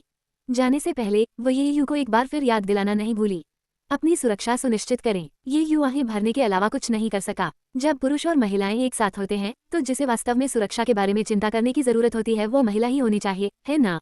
जब तक महिला बहुत बदसूरत नहीं है तब तक पुरुष को कभी नुकसान नहीं होगा। क्या मेरे सपनों में पत्नियां असली हैं? अध्याय 127। यू रामू को जाते हुए देखने के बाद ये यू की पहली कार्रवाई अपना हाथ हिलाना और ध्वनिरोधी अवरोध स्थापित करना था। ये छोटा मंत्र उसे पहले भी आशु ने सिखाया था। अंडरकवर एजेंट बनने के लिए यह एक आवश्यक तकनीक थी। हालांकि ये यू एक नकली अंडरकवर एजेंट था, लेकिन वह इस छोटे जादू की व्यवहारिकता से इनकार नहीं कर सका। ये सब करने के बाद ये यू ने अपनी निगाहें अपने सामने लियांग यू की ओर घुमाई। वह आहें भरने के अलावा कुछ नहीं कर सका। लियांग यू के अभी के कार्यों को देखते हुए ये स्पष्ट था कि उसके पास स्वप्न लोक की यादें भी थीं। इसने ये यू को बहुत हैरान कर दिया। इतनी बार सपनों का अनुकरण करने के बाद सामान्य परिस्थितियों में केवल पत्नियों के पास ही सपनों के दायरे की यादें होंगी, लेकिन लियांग यू और उसे केवल दोस्त ही माना जा सकता है ना? अगर ये डर नहीं होता कि रुवान लियांग को क्षति कर सकती है तो ये यू ने उसके लिए कोई गुरु ढूंढने के बारे में नहीं सोचा होता। नहीं, उसने लियांग यू की तलाश की होगी। सच कहूं तो उन्हें दोस्त भी नहीं माना जाना चाहिए, है ना? क्या ऐसा हो सकता है कि एक विशुद्ध सहयोगात्मक रिश्ता भी यादें छोड़ जाए? अगर ऐसा है, ऐसा लगता है कि भविष्य में स्वप्न सिमुलेशन के लिए भागीदारों का चयन सख्त सावधानी के साथ किया जाना चाहिए, अन्यथा ये वास्तव में परेशानी भरा होगा। ये यू की जटिल अभिव्यक्ति और उसकी चुप्पी को देखकर लियांग यू ने पहल की। क्रॉस लेग बैठकर उसने अपनी स्टोरेज रिंग से एक टेबल निकाली और उस पर कई प्रकार के स्पिरिट फल रख दिए। ये सभी सर्वोत्तम स्पिरिट फल हैं जिन्हें मैंने सावधानीपूर्वक चुना है। चूंकि आप इन्हें पसंद करते हैं, आप इन सभी को आजमा सकते हैं। ये यू मुस्कुराए बिना नहीं रह सका। उन्होंने उम्मीद नहीं की थी कि लियांग यू को अभी भी स्वप्नलोक की घटनाएं इतनी स्पष्ट रूप से याद हैं। ये सचमुच अनमोल है। ये यू ने निर्णायक रूप से एक स्पिरिट फल उठाया और खाना शुरू कर दिया। ये बहुत प्यारा है, धन्यवाद। लियांग यू ने थोड़ा टेढ़ा होकर अर्थपूर्ण ढंग से कहा, मुझे धन्यवाद देने की कोई आवश्यकता नहीं है। मैं ये सिर्फ आपको दिखाने के लिए कर रहा हूँ। कुछ चीजें हैं जो न केवल रुवान लियांग आपको दे सकती हैं, मैं भी उन्हें आपको दे सकता हूँ, और इससे भी बेहतर। ये यू की अभिव्यक्ति सख्त हो गई। यही तो तुम मुझसे अकेले में चर्चा करना चाहते थे। बेशक, लेकिन मुझे अभी भी आपसे पूछने के लिए कई प्रश्न हैं। उदाहरण के लिए, आप अब अर्थ फियन संप्रदाय के स्वामी क्यों नहीं हैं? और ऐसा क्यों लगता है कि मेरे और रुवान लियांग के अलावा कोई और आपको नहीं पहचानता? इसके अलावा आपकी साधना का स्तर नवजात आत्मा क्षेत्र तक कैसे गिर गया? क्या इसे जानबूझकर छुपाया गया है? लियांग यू ने तेजी से बात की। उसने अपने मन में जो कुछ भी था वह सब उगल दिया। ऐसे सवालों का सामना करते हुए ये यू ने एक बार फिर समानांतर दुनिया का विषय उठाया। कुछ देर सुनने के बाद लियांग यू ने अविश्वास से पूछा, तो आपका मतलब यह है कि जो घटनाएं पहले सपने में दिखाई देती थीं, वे सपने नहीं थे बल्कि एक समानांतर दुनिया थी? और जो चीजें समानांतर दुनिया में हुई, जरूरी नहीं कि वे इस दुनिया में भी हों। तो आप एजोर क्लाउड संप्रदाय के सिर्फ एक साधारण शिष्य हैं। नवजात आत्मा क्षेत्र आपकी असली ताकत है। ओह हाँ, ये सही है। लेकिन आप इतने उत्तेजित क्यों हैं? ये यू मदद नहीं कर सका, लेकिन आधा कदम पीछे हट गया। यह महिला क्या करना चाहती है? विचार करने पर स्वप्नलोक में ऐसा लग रहा था जैसे उसकी उससे कोई दुश्मनी नहीं थी। वास्तव में उसने उसके साथ काफी अच्छा व्यवहार किया। उसने उसके लिए कभी भी स्वर्गीय सामग्रियों, सांसारिक खजाने, तकनीकों या कलाकृतियों पर कंजूसी नहीं की। ऐसा क्यों लगता है कि वो ये जानकर उत्साहित है कि उसकी खेती नेसेंट सोल क्षेत्र में है? दरअसल ये यू की भावना सही थी। लियांग यू वास्तव में उत्साहित था। यदि ये यू अभी भी अविश्वसनीय ताकत वाला दुर्जय राक्षस होता तो कई असुविधाएं होती, लेकिन अगर वह केवल नेसेंट सोल दायरे में है तो लियांग यू का मानना था कि उसे कई फायदे होंगे। ये सोचकर उसकी मुस्कान और भी तेज हो गई। फिर वह मेज पर झुक गई और ये यू की ओर मुड़ गई। वास्तव में मुझे लगता है कि आपकी अर्धराक्षस वरिष्ठ बहन ने बहुत अच्छी बात कही है। यानी एक लड़के को बाहर होने पर अपनी सुरक्षा स्वयं करनी चाहिए। बाहरी दुनिया खतरनाक है। अब आपकी ताकत कम है, लेकिन मैं पहले से ही एकीकरण क्षेत्र के शिखर पर हूँ। अगर मैं आपका रक्षक बन जाऊं तो कैसा रहेगा? बेशक, आप भी मेरी भावनाओं को जानते हैं। अगर हम सीधे दाव साथी बनने की ओर आगे बढ़ सके तो मुझे लगता है कि यह भी अच्छा होगा। ये यू अतिशयोक्तिपूर्ण हद तक पीछे हट गया। सच तो यह है कि असली खतरा तो आप ही हैं, और सबसे पहले यह एक रक्षक होने के बारे में है, फिर आप दाव साथी बनना चाहते हैं। यहाँ क्या हो रहा है? सपने में आप विनम्र थे, लेकिन वास्तविक दुनिया में आप साहसिक कदम उठा रहे हैं। तुमने सचमुच अपने शिष्य का आदमी चुराने का साहस किया। ये यू ने व्यंग्यपूर्ण मुस्कान दी। वास्तव में किसी रक्षक की कोई आवश्यकता नहीं है, मेरे पास पहले से ही एक मास्टर है। जहाँ तक दाव के साथी बनने की बात है, ये कुछ ज्यादा ही अचानक लगता है, क्या आपको नहीं लगता? ऐसे मामलों में जल्दबाजी नहीं की जा सकती। ये पहले से ही एक बहुत ही चतुराईपूर्ण अस्वीकृति थी, लेकिन लियांग यू ने निराशा का कोई संकेत नहीं दिखाया। वह तुरंत उठ खड़ी हुई, ये यू के पास गई, अपनी बाहें उसकी बाहों में लपेट ली और गंभीरता से कहा, ये बिल्कुल भी अचानक नहीं है। समानांतर दुनिया को ध्यान में रखते हुए हम एक दूसरे को 100 वर्षों से अधिक समय से जानते हैं। तुम मेरा व्यक्तित्व जानते हो, मैं तुम्हारा जानता हूँ। यदि रुआन लियान्यू ने तुम्हें मुझसे पहले नहीं जाना होता तो हम बहुत पहले ही एक साथ होते। पब फ्यूचर विज्ञापन, शायद अब तक हमारे कई बच्चे भी हो गए होंगे। ये यू के माथे पर पसीना आने लगा। क्या बाघ और भेड़िया वाली बात है? बहुत सारे बच्चे, इसमें बहुत सारा पैसा खर्च होगा, लेकिन सच कहें तो लियांग यू के पास कई बच्चों का पालन पोषण करने के लिए पूंजी है। यह उसके आलिंगन में उसके प्रत्यक्ष अनुभव से आया है। वह सचमुच एक दुर्लभ रत्न थी। जैसे ही ये यू समझ नहीं पा रहा था कि कैसे प्रतिक्रिया दी जाए, अचानक ध्वनिरोधी बैरियर के बाहर से एक गड़बड़ी आ गई। ये यू ने मुड़कर देखा। उसने देखा कि यून रामू बाहर खड़ी है और अपनी हथेली से ध्वनिरोधी बैरियर को जोर जोर से थपथपा रही है। लियांग यू की भौहें सिकुड़ गईं। यून रामू की ओर उसकी नजर अब जानलेवा इरादे का संकेत दे रही थी। चलो पतिदेव, कहीं और बात करते हैं। ये यू के होंठ हल्के से हिल गए। पति, मैं अभी तक सहमत नहीं हुआ हूँ। ठीक है, हम भविष्य में निश्चित रूप से एक साथ रहेंगे, इसलिए आपको अभी से बुलाना शुरू करना ठीक है। लियांग यू ने उसे अपने साथ खींचने के लिए हाथ बढ़ाते हुए कहा। ये यू उसे अपने तरीके से चलने नहीं देगी। यदि उन्हें अधिक एकांत स्थान पर जाना पड़ा तो लियांग यू और भी अधिक अपमानजनक कुछ कर सकता है। यह एक ऐसा परिदृश्य था जिसे ये यू देखना नहीं चाहता था। सच कहूं तो लियांग यू भी बेहद खूबसूरत थी। यू रामू की तुलना में वह बिल्कुल भी कमतर नहीं थी। ये यू के पास मना करने का कोई कारण नहीं था, लेकिन एक साथी का अचानक प्रेमी में बदल जाना ये थोड़ा जल्दी था। इसके अलावा और सबसे महत्वपूर्ण बात यह है कि यह प्रेमी कुछ ज्यादा ही सक्रिय लग रहा था। इससे भूमिकाओं को उल्टने की कोशिश करने का एहसास भी हुआ। ये कुछ ऐसा था जिसे ये यू फिलहाल स्वीकार नहीं कर सका। पब फ्यूचर द्वारा विज्ञापन। पब फ्यूचर विज्ञापन, आखिरकार कुछ चीजें ऐसी थीं जिनकी पहल वह स्वयं करना पसंद करता था। इसलिए ये यू ने तुरंत ध्वनिरोधी अवरोध को हटा दिया, जिससे यू रामू को अंदर आने की अनुमति मिल गई। बड़ी बहन, क्या आध्यात्मिक चाय बन गई है? चलो चलें और कुछ आध्यात्मिक चाय पिएं। ये यू ने इसे भागने के बहाने के रूप में इस्तेमाल किया, लेकिन अप्रत्याशित रूप से लियांग यू ने निर्णायक रूप से कहा, मेरे पास भी कुछ होगा। पतिदेव, चलो साथ चलते हैं। पति शब्द ने यू रामू की गति को तुरंत कमजोर कर दिया। पति, क्या ऐसा हो सकता है कि वे पहले से ही एक साथ थे? ये यू निर्णायक रूप से गरजा, रुको रुको रुको रुको रुको रुको, ऐसी बातें मत कहो। ये सुनकर यू रामू की पहले से नष्ट हुई आभा वापस आ गई। अपने कूल्हों पर हाथ रखकर उसने लियांग यू को बेईमानी के लिए डांटना शुरू कर दिया। उसके पीछे के पंख भी अनायास ही फड़फड़ाने लगे। अध्याय 128, ड्रैगन स्लेइंग डे। क्षण भर बाद ये यू के कमरे में यू रामू और लियांग यू चुपचाप बैठे चाय पी रहे थे। फिर भी उनकी नजरों में टकराव कभी खत्म नहीं हुआ। ये यू के लगातार प्रयासों का परिणाम था, अन्यथा यदि वे बहस करते रहते तो ये यू सचमुच अपना दिमाग खो देता। हालांकि शांति का ये संक्षिप्त क्षण अधिक समय तक नहीं रहा। लियांग यू ने तुरंत शांति भंग कर दी। उसने अचानक मेज पटक दी। यून रामू तुरंत युद्ध के लिए तैयार होकर खड़ा हो गया। ये यू चौंक गया और उसने तुरंत पूछा, तुम क्या कर रहे हो? मुझे अचानक याद आया, एक तितली राक्षस जो लोगों को भ्रम में फंसा सकता है। आपकी वरिष्ठ बहन, वह एक कैसिल्यूजन तितली नहीं है ना? लियांग यू की आंखें तुरंत चमक उठी। उसने यू रामू को बड़ी दिलचस्पी से देखा। ये यू ने भौहें उठाई, तुमने इसका पता लगा लिया? एक ढीले कृषक के रूप में जो कई वर्षों से मध्य महाद्वीप पर सक्रिय था, लियांग यू ने बहुत कुछ देखा और सुना था। कैसिल्यूजन बटरफ्लाई नाम प्रसिद्ध था, इसके बारे में न सुनना कठिन था। लियांग यू ने मुस्कुराते हुए कहा, हाँ, केवल कैसिल्यूजन बटरफ्लाई ही लोगों को भ्रम में डाल सकती है। मैंने यहाँ इसे देखने की कभी उम्मीद नहीं की थी, लेकिन ये यू, सावधान रहें। सर्वोत्तम आध्यात्मिक कलाकृतियों को बनाने के लिए जानी जाने वाली इकाई उच्च स्तरीय साधकों का बहुत अधिक ध्यान आकर्षित कर सकती है। इसलिए ये सबसे अच्छा होगा यदि आप अपनी वरिष्ठ बहन से दूरी बनाए रखें। शब्द सर्वोत्तम आध्यात्मिक कलाकृति वास्तव में काफी उपयुक्त था। ये यू ने अपनी भौहें थोड़ी सी सिकोड़ ली। लियांग यू की बातें समझ में आईं। ब्लड डेमन सेक्ट के मास्टर क्यू यू की प्रतिक्रिया से यह स्पष्ट था कि यू रामू का मूल्य बहुत अधिक था। इस स्थिति में यदि एक क्यू यून मर जाता है तो दूसरा निश्चित रूप से सामने आएगा, जैसे वान क्यू यून याली क्यू यून। लेकिन ये यू के पास दूसरा असेंशन रियलम अनुभव कार्ड नहीं था।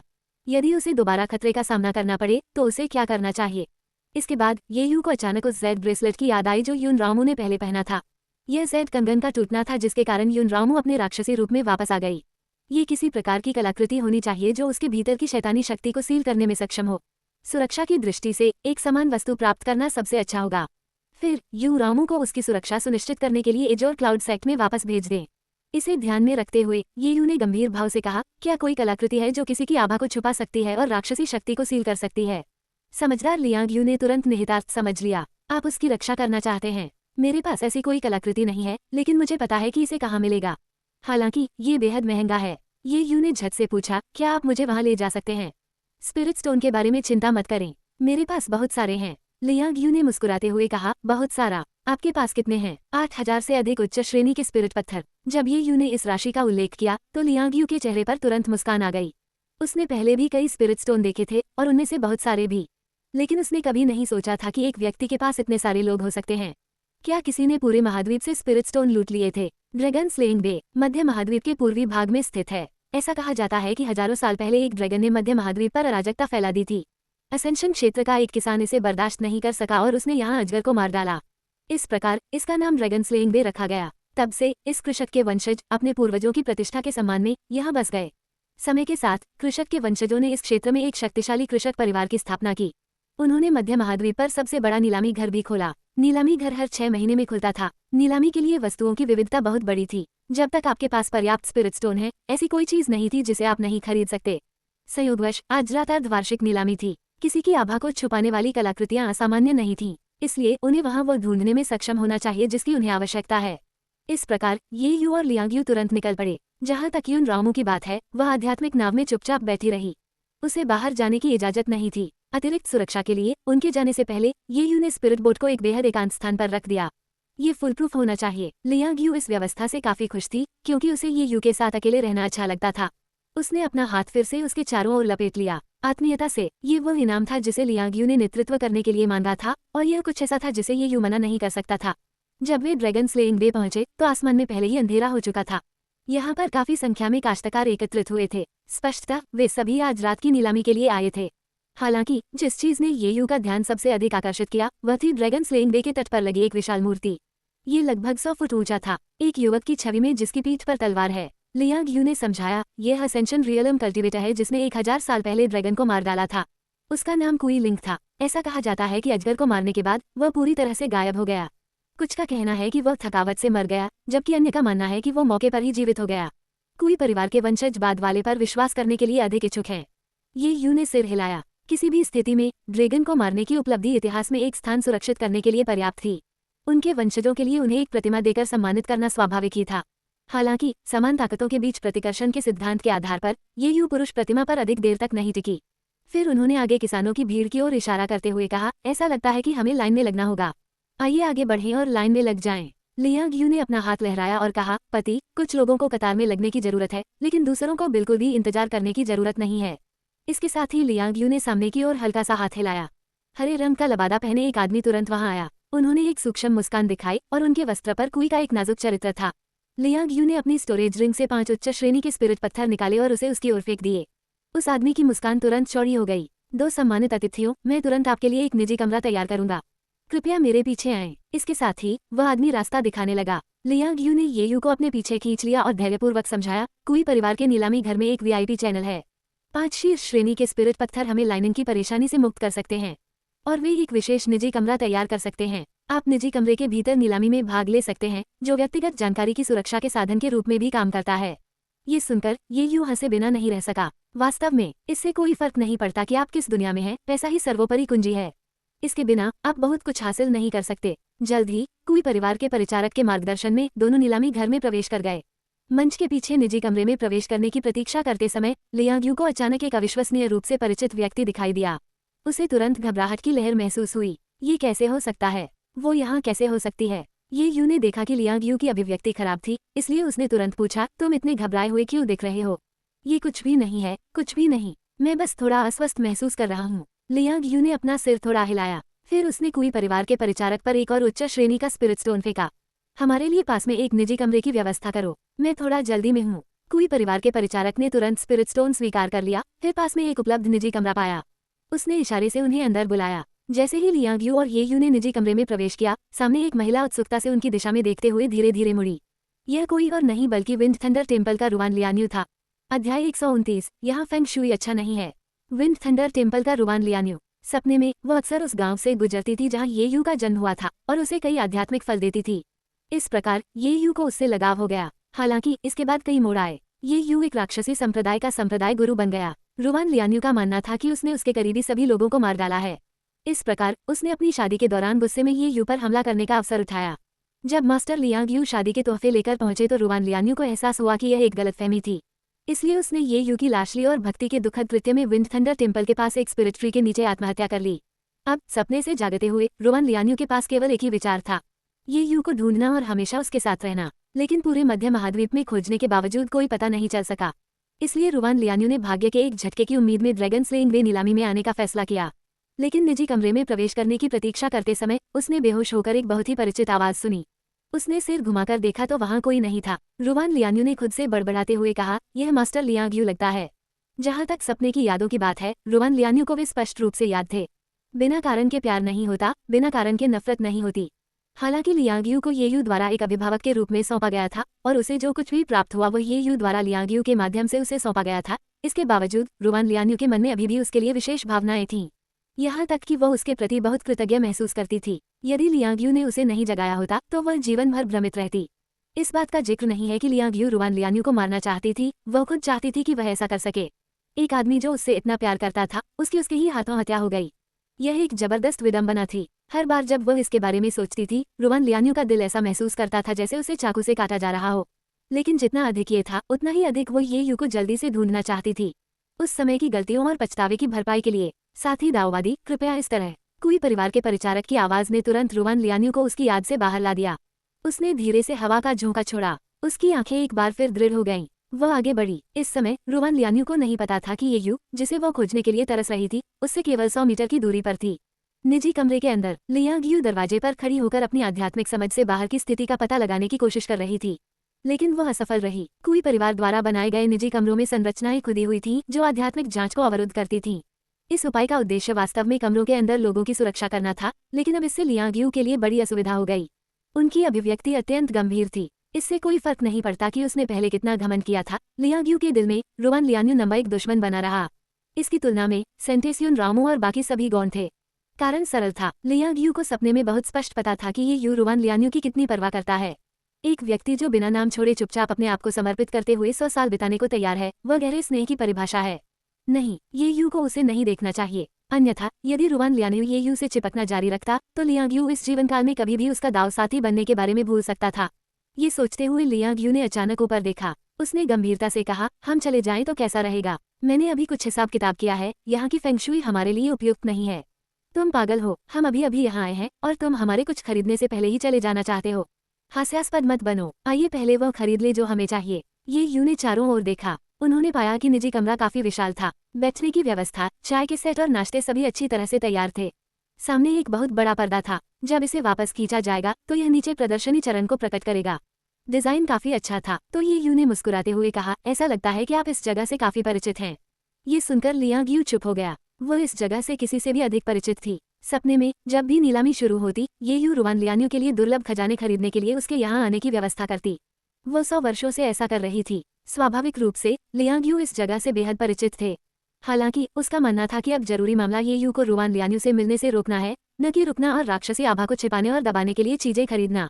तो उसने फिर आग्रह किया, मैं गंभीर हूँ, यह फेंगशुई वास्तव में बंद है। ये यू ने थोड़ा सा भौहें सिकोड़ ली। आपने कब से फेंगशुई पढ़ना शुरू किया? मुझे मूर्ख बनाने की कोशिश मत करो। जब मैंने आपसे रोवान लियान्यू का मास्टर बनने के लिए कहा तो मैंने विशेष रूप से आपके कौशल के बारे में पूछताछ की। आपने कभी फेंगशुई का उल्लेख नहीं किया। लियांग यू अचानक अवाक हो गया। इस समय घंटे की ध्वनि के साथ नीलामी आधिकारिक तौर पर शुरू हुई। ये यू तुरंत आगे बढ़ गया। वह देखने की तैयारी करते हुए एक कुर्सी पर बैठ गया, लेकिन लियांग यू की थोड़ी अप्राकृतिक अभिव्यक्ति देखकर उसे जारी रखना पड़ा। आओ बैठो और देखो। मैं तुमसे वादा करता हूँ, जब तक हमें सही चीजें मिलेंगी हम तुरंत चले जाएंगे। ये कैसा लग रहा है? लियांग यू ने एक पल के लिए सोचा और जोर से सिर हिलाया। फिर वह आगे बढ़ी, एक कुर्सी पर बैठी और ये यू की बाह के चारों ओर अपनी बाहें लपेट लीं।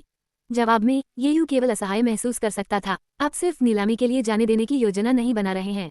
बिल्कुल नहीं, ये वह इनाम है जिसका आपने मुझसे वादा किया था। आप अपने शब्दों से पीछे नहीं हट सकते। लियांग यू ने ये यू की बाह को दोनों हाथों से कसकर पकड़ लिया और अपना सिर उसके कंधे पर रख दिया। ऐसा लगता था कि केवल यही रास्ता उसे सुरक्षा का क्षणिक एहसास दिला सकता है। मंच पर काफी आकर्षक दिखने वाली एक महिला आई और आज की वस्तुओं का प्रदर्शन करने लगी। सच कहूं तो शुरुआत में ये यू काफी निराश था। ये सब बेकार सामान था। एकमात्र निम्न श्रेणी की कलाकृति के लिए कई लोगों ने लड़ाई लड़ी। इससे ये यू को ये भी संदेह हो गया कि इस नीलामी घर में आधे लोग नकली थे। लेकिन बात वो नहीं थी। खेती की दुनिया में निम्न श्रेणी की कलाकृतियों को पहले से ही उच्चतम अंत उत्पाद माना जाता था जो कई कृषक प्राप्त कर सकते थे। कलाकृतियों का निर्माण अत्यंत कठिन था और कृषक बहुत अधिक थे। ये निश्चित रूप से मांस से अधिक भेड़ियों का मामला था। हालांकि निम्न श्रेणी की कलाकृतियों द्वारा प्रदान की गई वृद्धि बहुत महत्वपूर्ण नहीं थी। कुछ समान रूप से मेल खाने वाली स्थितियों में ये कलाकृतियां युद्ध का रुख भी मोड़ सकती थीं। इसलिए बिना कलाकृतियों वाले उन कृषकों के लिए उन्होंने स्वाभाविक रूप से अत्यधिक उत्साह दिखाया। इसके विपरीत स्वप्नलोक में ये युग एक राक्षस स्वामी, एक महिला सम्राट का पुरुष, एक पुनर्जन्मित अमर का दाव साथी इत्यादि था। इन पहचानों का मतलब था कि उसके पास जो कुछ था वो कुछ ऐसा था जिसका अन्य लोग जीवन भर केवल सपना देख सकते थे।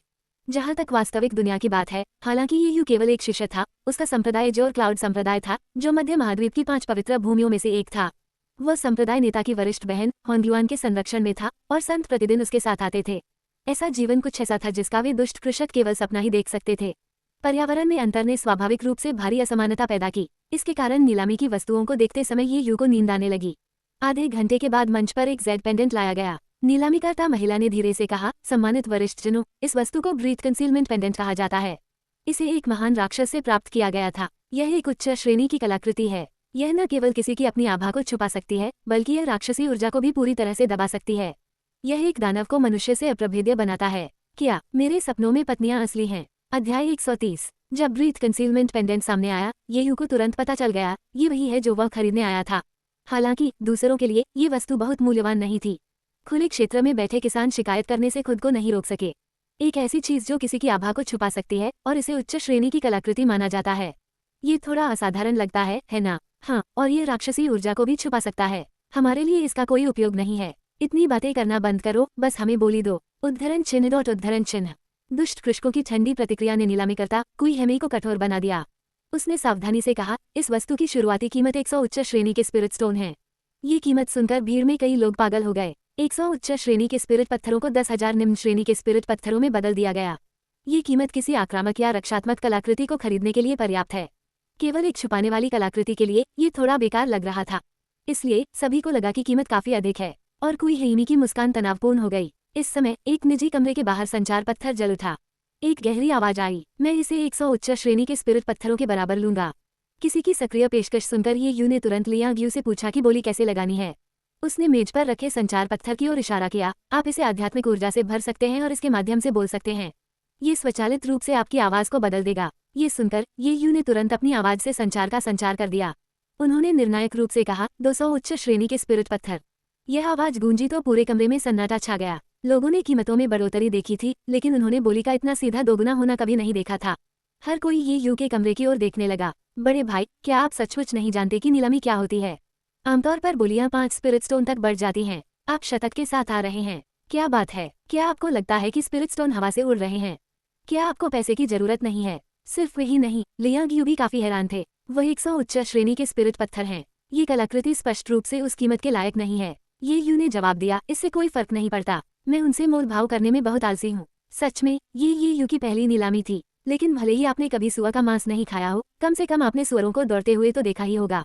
पृथ्वी पर ये यू ने बहुत सारे नीलामी वीडियो देखे थे। धीरे धीरे कीमत को ऊपर और ऊपर धकेलते हुए अंततः अत्यंत उच्च स्तर पर पहुंच गया। ऐसा करने के बजाय एक निर्णायक प्रस्ताव देना बेहतर था। सीधे तौर पर ऐसी कीमत पेश करना जो प्रतिद्वंद्वी की मनोवैज्ञानिक सीमा से अधिक हो। इस तरह प्रतिद्वंद्वी को संघर्ष करने और सौदेबाजी करने की कोई जरूरत नहीं होगी। ये तरीका बाहर खींचने की तुलना में अधिक किफायती होगा। इसके अलावा भले ही प्रतिद्वंद्वी बहुत सारे स्पिरिट स्टोन वाला एक प्रमुख ग्राहक था, ये यू बिल्कुल भी नहीं डरता था। जब तक प्रतिद्वंद्वी प्रतिवाद करने की हिम्मत करेगा, वह अगली कीमत दोगुनी करने की हिम्मत करेगा। जितनी जल्दी हो सके प्रतिद्वंद्वी के मनोवैज्ञानिक मूल्य बिंदु को नष्ट करने का दृढ़ संकल्प। ये यू को इस तरह से व्यवहार करते देख लियांग यू थोड़ा चकित हुए बिना नहीं रह सका। यह ऐसा था जैसे वह स्वप्न लोक में वापस पहुंच गई हो। उस समय का ये यू भी उतना ही प्रभावशाली था। केवल सपने में ये रुवान लियान्यू के लिए था और इस बार यह अर्धराक्षस संथियू रामू के लिए था। लियांग यू ने अपनी पकड़ थोड़ी मजबूत कर ली। उसने गंभीरता से कहा, मुझसे वादा करो, अगर तुम्हारे मन में कभी भी उस अर्धराक्षस वरिष्ठ बहन के लिए भावनाएं विकसित हों तो तुम्हें मुझे पहले से बताना होगा। तो मैं मानसिक रूप से तैयार हो सकता हूँ। ये यू ने उसकी बाँ की गर्माहट को महसूस करते हुए एक अजीब अभिव्यक्ति के साथ उत्तर दिया, आप यू रामू को हमेशा एक प्रतिद्वंद्वी के रूप में क्यों देखते हैं? मैंने पहले भी कहा है, उसके साथ मेरा रिश्ता केवल सीनियर और जूनियर का है।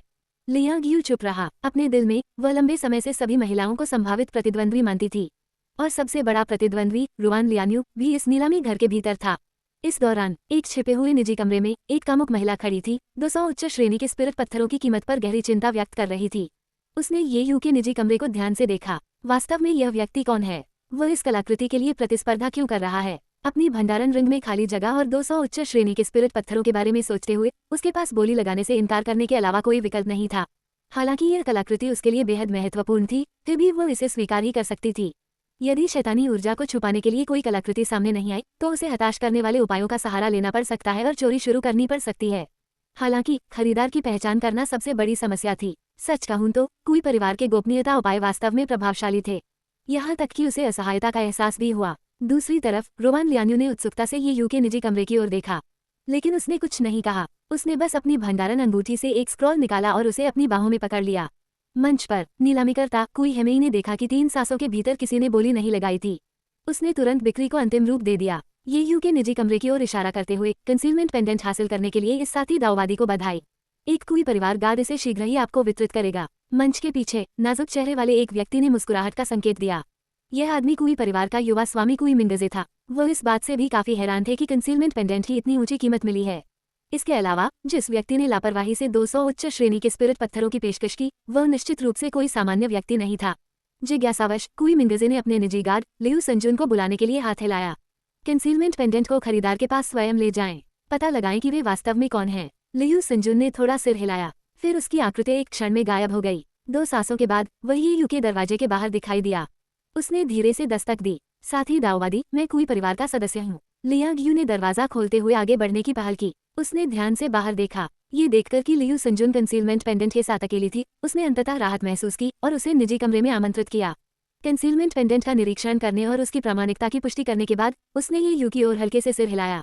सच कहूं तो लियांग यू के पास उतने उच्च श्रेणी के स्पिरिट पत्थर नहीं थे। इसके अलावा भले ही उसने ऐसा किया हो, लियांग यू रामू पर इतने सारे स्पिरिट स्टोन खर्च करने में अनिच्छुक होगी। बेशक अगर यह ये यू के लिए होता तो यह अलग बात होती। ये यू ने तत्परता से 200 उच्च श्रेणी के स्पिरिट पत्थर सौंपे। लियू संजुन ने आगे कोई उपद्रव नहीं किया। उसने कमरे की ओर देखा और फिर जाने के लिए मुड़ा। वह जल्दी कुई मिंगजे के पक्ष में लौट आया। धीमी आवाज में उन्होंने कहा, यंग मास्टर, जिस व्यक्ति ने कंसीलमेंट पेंडेंट खरीदा है वह एक अजनबी है। ऐसा लगता है कि वह नवजात आत्मा के चरण में है, लेकिन उसके साथ आई महिला का नाम लियांग यू प्रतीत होता है। यह अफवाह है कि वह एकीकरण क्षेत्र में एक कृषक है। वह पहले भी कई बार यहाँ आ चुकी है। कुई मिंगजे ने भौहें चढ़ा दी। एक नवजात सोल कल्टीवेटर लापरवाही से 200 उच्च श्रेणी के स्पिरिट पत्थरों की पेशकश करता है। इतनी बड़ी रकम, ये किसी कृषक परिवार का प्रत्यक्ष वंशज या किसी संप्रदाय का युवा गुरु होना चाहिए। कुई मिंगजे ने और कुछ नहीं कहा और मंच की ओर देखा। इस बीच ये यू और लियांग यू कंसीलमेंट पेंडेंट प्राप्त करने के बाद तुरंत खड़े हो गए और जाने के लिए तैयार हो गए। आखिरकार उनका दौरा केवल इसी चीज के लिए था। उन्होंने ये उम्मीद नहीं की थी कि यह इतनी आसानी से चलेगा। पीछे देखने पर यह समझ में आया, आदेश के प्रभाव में धन की शक्ति असीम रूप से बढ़ जाती है। कंसीलमेंट पेंडेंट जीतने की उम्मीद की जानी थी। हालांकि जैसे ही लियांग यू ने दरवाजा खोला, कुई हेमेई की घोषणा ने उन दोनों को अचानक रोक दिया। साथी दाववादियों, मेरे पास एक महत्वपूर्ण घोषणा है। अगली नीलामी वस्तु एक शीर्ष श्रेणी की आध्यात्मिक कलाकृति है।